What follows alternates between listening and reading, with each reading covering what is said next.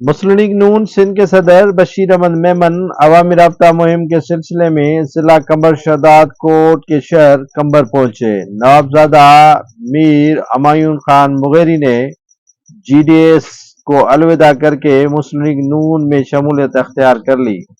عوامی رابطہ مہم کے سلسلے میں کمبر میں عوامی جلسے سے خطاب کرتے ہوئے مسلم لیگ نون سندھ کے صدر بشیر احمد میمن نے کہا کہ سندھ کو اربوں روپے 15 سال سے بجٹ مل رہی ہے، لیکن بدقسمتی سے سندھ میں کوئی کام نہیں ہوا۔ اگر آپ پنجاب میں جائیں گے تو آپ کو لگ پتہ جائے گا کہ پنجاب کے ہر شہر کتنے خوبصورت بنائے گئے ہیں، لیکن یہاں سندھ کے شہروں کو بھی اجاڑ کر باراڑی اور دیہات میں تبدیل کیا گیا ہے۔ بشیر میمن نے کہا تھا کہ مسلم لیگ نون کے حکومت عام انتخابات کے بعد چاروں صوبوں میں بن جائے گی۔ سندھ میں اس مرتبہ پاکستان پیپلز پارٹی کو وزیر اعلیٰ ہونے نہیں دیں گے۔ بشیر میمن کا مزید کہنا تھا کہ مسلم لیگ نون چاروں صوبوں سے کامیابی حاصل کرے گی۔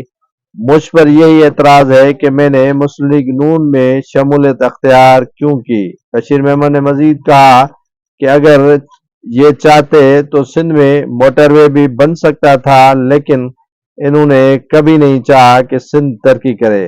بشیر میمن نے مزید کہا کہ سندھ میں آنے والا وزیر اعلیٰ مسلم لیگ نون کا ہوگا۔